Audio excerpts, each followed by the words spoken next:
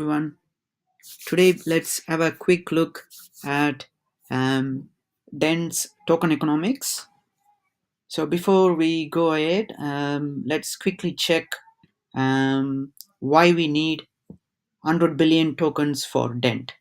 Does it really that much tokens needed? When you go and look at coin market cap, you might see a lot of coins circulating on well within few millions, and they are on top in the list of ranking.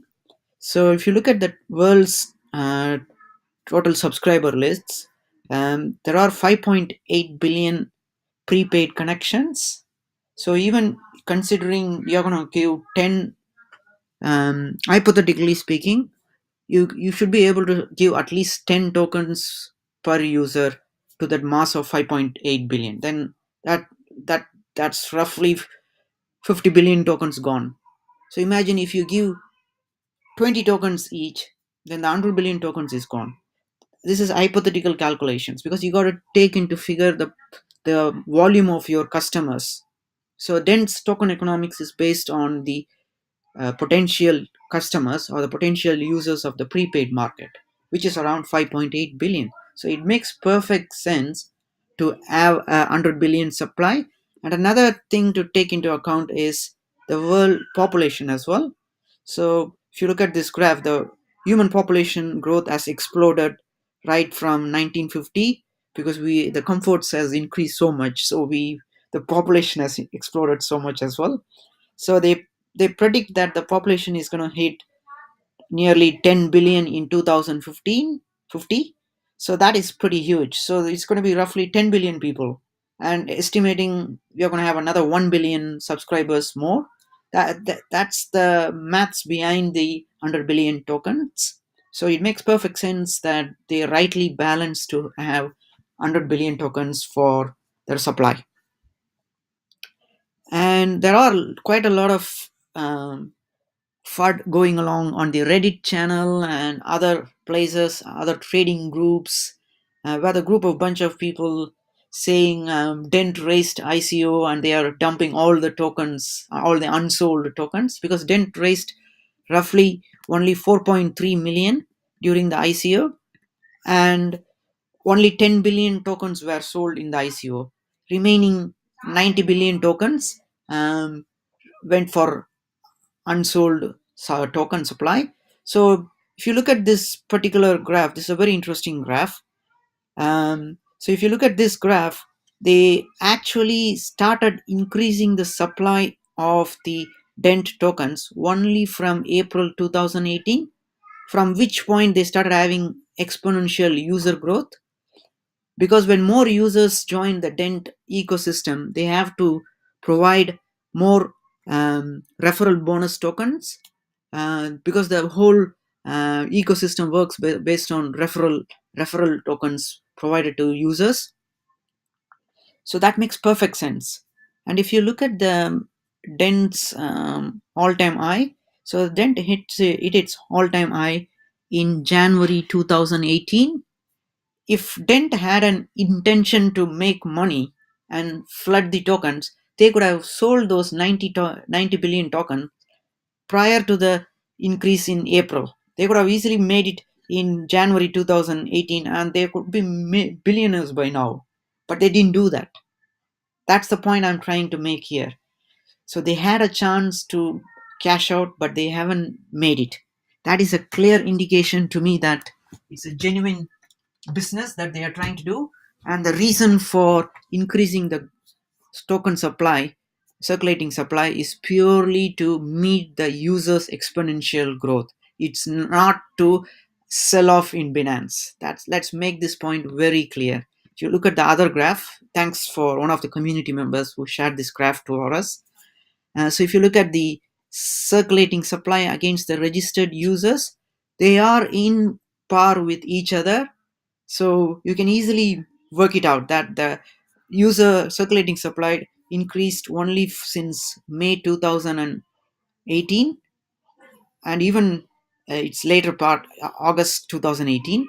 So that is pretty interesting years. If they had to make cash out, they could have pretty much done when it was on the all-time high. or even when it was around 3 cents or 1 cent in March of 2018, but they haven't done that.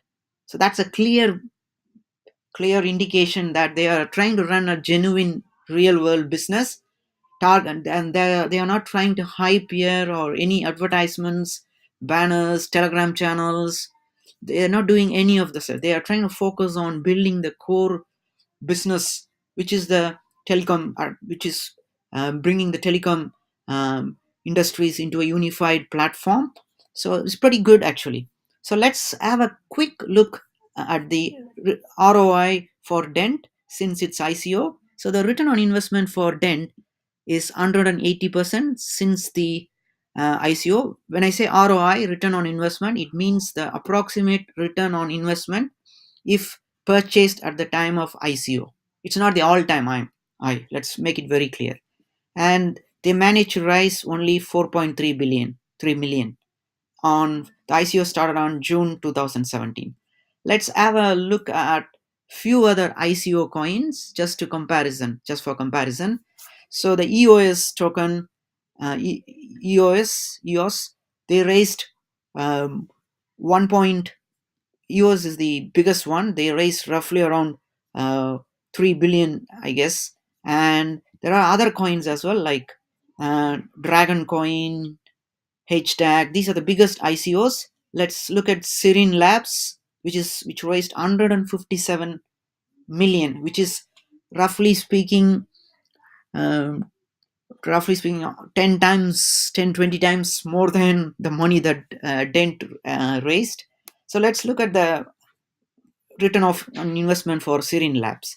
So Serene Labs went to the peak time. It was around 350, $3.50, and right now it's at 2 cents.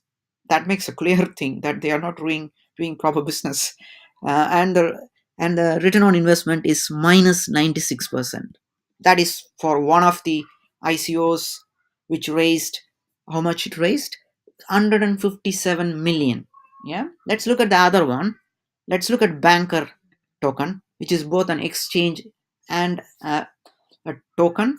So let's look at Banker token and HTAG token. So if you look at HTAG, they raised roughly around 258 million. So, and the return on investment is minus 68%. Let's look at Filecoin. Filecoin raised 257 million, and let's look at the return on investment for Filecoin, which is 54% down. And look at the ranking. That's very interesting. That's 1854th rank. ICO, which raised 250 millions, is pretty much on the rank. You can work it out for yourself. This is not they are not doing any business, real business in the world. They took the money, that's all, and made a coin out of it. So when you compare that with Dent, they raised roughly around 4.3 million, and I just now explained why they need 100 billion token supply, because the world's total prepaid connections are 5.8 billion. So the potential cut, you should be able to provide at least 20 coins each. As an hypothetical case, I'm talking.